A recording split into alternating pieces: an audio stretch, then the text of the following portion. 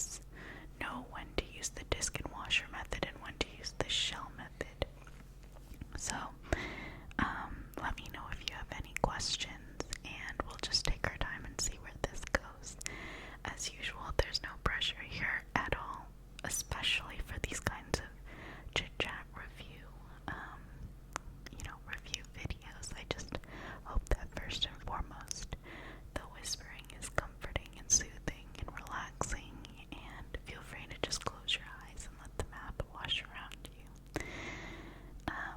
Wash around you. I hope that we can catch some tingles and some good rest and relaxation and just allow ourselves to slow down a little bit. So thank you so much for joining me. So the shell method, she sells seashells by the seashore. She sells seashells by the seashore. Not those shells though. So both the disc and washer method and the shell method are used to calculate the volume of a three-dimensional shape, and we take an area and we revolve it about an axis.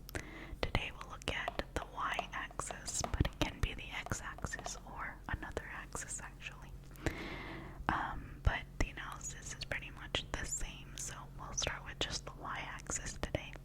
So that's going to create a three-dimensional shape, and the shell method helps us break apart that volume. So let's start off with the setup first. Let's look at how it is a three-dimensional shape. So let's draw our x and y axes. So x is horizontal, y is vertical as usual.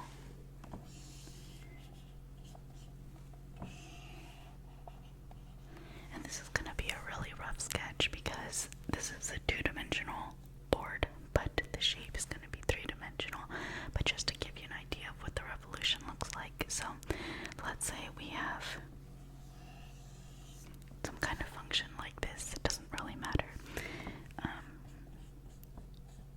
So this can be represented by an equation. Okay, and the area we're looking at is going to be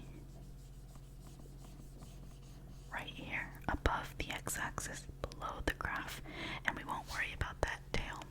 This is going to be the region that we are going to revolve about the y-axis. So let's look at what it means to revolve an entire area. It means that you take every single little point here, every single little point, and we rotate it, or we revolve it all the way around about the y-axis. So let's take this point right here, and this is where it gets hard to kind of sketch, but you'll have to use your imagination a little bit. It goes into the board and out of the board. So if I were to draw it, it kind of goes here, and then it goes back behind. It kind of traces out the circle, so it goes into the board. And then there's a bit of symmetry from here to here, right? So this is the midpoint like that, and then it comes out of the board like this. So right now it looks like, in two dimensions, it looks like there's this, but there's not actually this width. It goes into the board, if you can imagine that. And you can do the same thing for every single little point here. Have some symmetry over to this side. This, like that. This is very sketchy, but like that. And the top, you can do the same, like that. And so you can kind of picture it. So, like I said, with that symmetry, this has this shape, so it's gonna have a similar type of thing like that.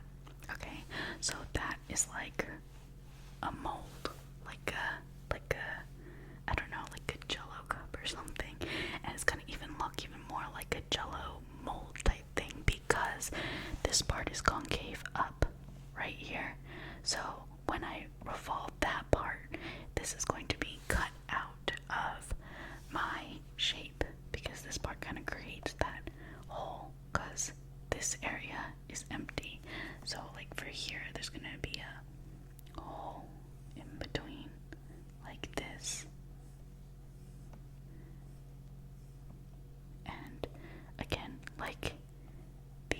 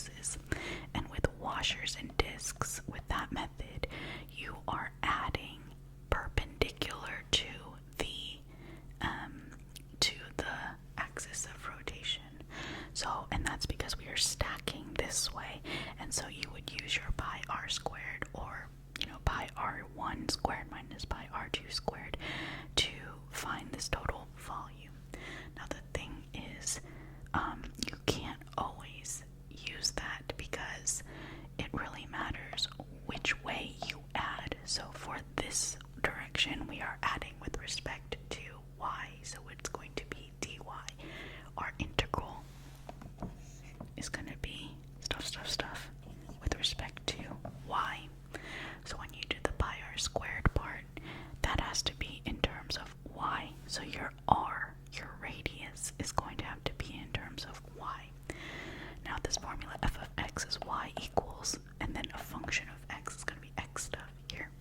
So sometimes you cannot directly solve for x in terms of y. Sometimes the radius is not clear in terms of y because of the formula. Like if you have natural logs, or maybe you have a combination of x to the 5th and x to the 7th or something, and you can't work it out by factoring or whatever else, you can't separate the variables that way.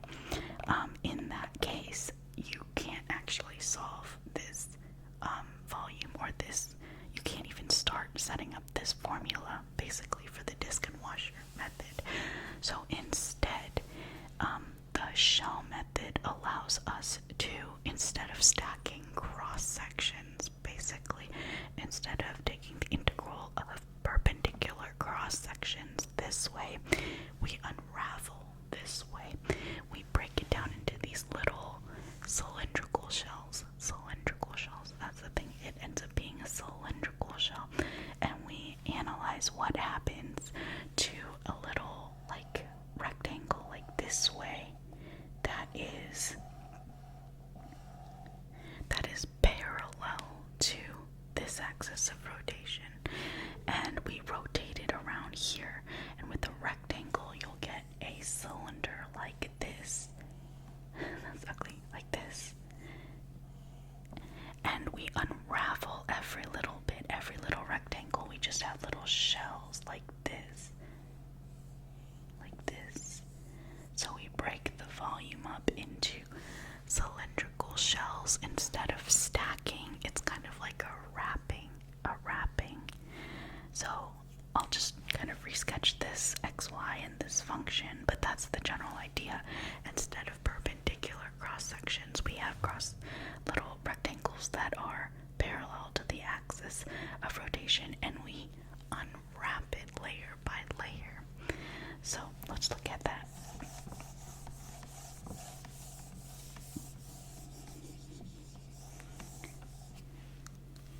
Okay, you're doing great.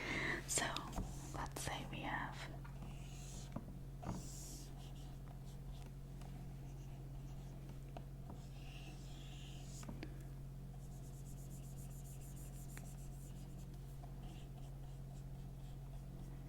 so here's our general function again. Doesn't matter what the equation is for now. We'll do practice problems another time, but let's now break parallel to the y-axis.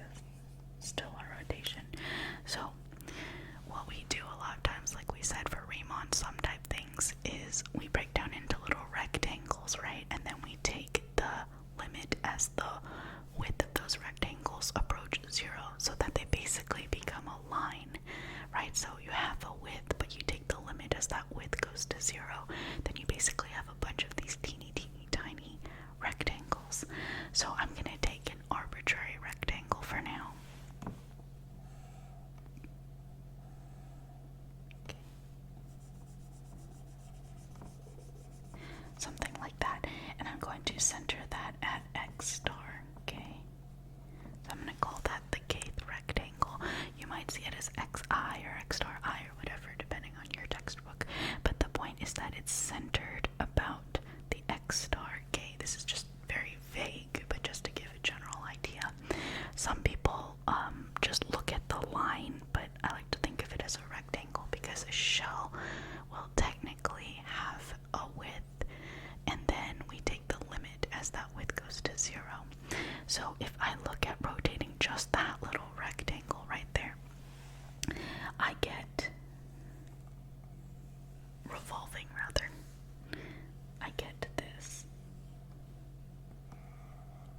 Like we said, it is a cylinder, and technically if this rectangle has a width, then it's going to be a very thin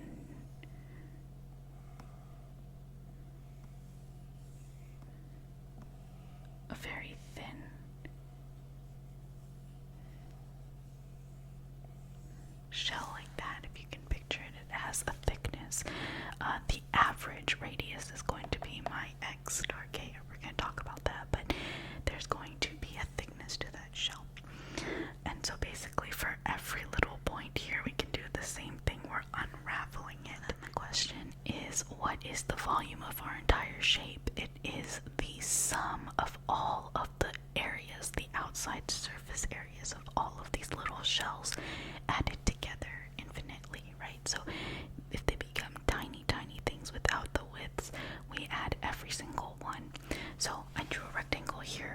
imagine slicing that even smaller, smaller, smaller, smaller, until there is basically no width at all, and you just get a bunch of cylinders added together.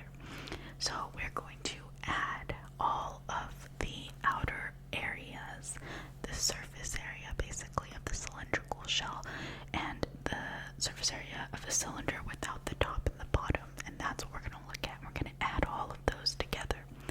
Well, there's one way for us to look at what happened. You've seen the formula before. You would have seen 2 pi r h, and then we stack this way, so it'll be dx, but we'll have to break this down a little bit, the r and the h part. But 2 pi r h should look pretty familiar to you. If it doesn't, it's okay. But I want to write this main formula down because there is a little demonstration which might make nice sounds. We'll see. That actually is a perfect example of this, and that is this. The fanciest paper towel, admittedly, mostly for the sounds, but works well for the idea of shells. So the shells are not going to necessarily kind of be one continuous piece like this, but if you can picture them kind of cutting off and being a bunch of little rolls like this, this is a great example. So if I look at just one outer layer, let's just look at one time around. So I start from right here, mark it, and then I unravel this thing down to the point. Kind of hard to see, I'm sorry. Like this. So I unravel it exactly one time around. What is the area of this thing? Well, the height. Well, first of all, it's going to be a rectangle. A rectangle. So you unravel it, you get a rectangle. And the area of a rectangle is length times height, or length times width. The height is going to be the height of the whole roll, right? In this case, my h is going to actually be the height of this thing, which is f of whatever that x is, f of x star.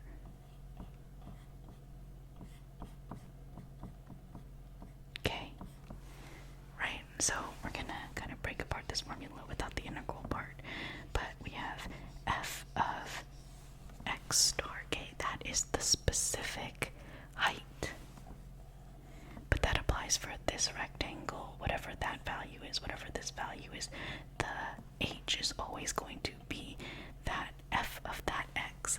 So this is just an index for the location of the x that we're looking at. Now, for the other part, this unraveled part, the length of that piece is actually the distance around the circle once. The circumference, and that is 2 pi r, right? Sorry for this terrible demonstration, but I was hoping that it would make for some nice sounds. I kind of like it.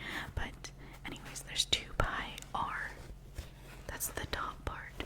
So that's where we get this 2 pi r, where r is the radius of our shell, right? So x star k is actually our radius, right? So this r is x star k. Now, note, if we try to do this analysis, if we're going to write it out formally with the rectangle, x star k is actually the average radius, right? Because this is going to be a shell with a particular width. So x star k is going to be, this part plus this part divided by 2. But the way that we labeled our index, like we indexed our x, we're talking about the average radius, right? So if we want to be really specific there, that's what we would do. We would do x1 plus x2 over 2. But since that is our average one, that's all that we need anyway. So we have 2 pi x star k times f of x star k, and then it's going to have we're going to add this way, because we're adding all of these, in this case from 0 to whatever that value is, but in general from A to B. So that is for one shell, but imagine if we were to add this infinitely, like we said, we take the limit as my delta x goes to 0. This is my delta x. Delta x is going to be the width of my rectangle. As we take the limit of delta x towards 0, we're going to have a bunch of little shells like this. So the shells are no longer going to have a width, at least the limit towards that. And we will be adding this way. So we're going to have, instead of a delta x, it's going to become a dx. So we go 2 pi x f of x dx. So our delta x smooths out our infinite sum, smooths out to an integral from a to b, and that's just from here to here because those are the values, that's the range of values that we are indexing for x from here to here. So 0 to whatever that value is, but it might not be from 0 to that value. So it's 2 pi x f of x dx from a to b. And that's how we get our 2 pi rh formula. So if you've seen this, then basically the x part kind of stands for the radius, and the f of x part stands for the height. And if you've seen this for the y direction, or revolving about the x-axis, you'll have 2 pi y f of y dy, and the bounds will be y values. But that's why we are breaking apart these shells. Now another thing to note is that's what happens for when the axis of rotation or revolution is like the y-axis or the x-axis, but you can analyze this part, this radius part. Like let's say the axis of revolution is about x equals, I don't know, like 3 or something, x equals 3, wherever that is. Your radius might not just be x, it might be like 3 minus x or x plus 3. It depends on your question, but the r part is what you'll want to change. If you move the axis of revolution, you do the same kind of setup here, but you want to set up your radius in that way. And then h corresponds to, it's usually this function, but it depends on the direction and the orientation of your graph and where your axis is. But I just wanted to point that out. It's not always just plugging x blindly. You want to kind of adjust that based on the radius of your shell, and adjust this to be the height of your shell. And then as long as you do dx or dy appropriately, or depending on which way you're stacking, set up your bounds, your a and b, accordingly. So match up your variables. That's kind of vague for right now, but I wanted to just kind of take some time to just generally break this down. So the key thing is, when you are doing the washer and disk method, you are adding perpendicular to your axis of revolution. When you're doing shells, your little pieces are parallel to the axis of revolution, so you're actually stacking this way.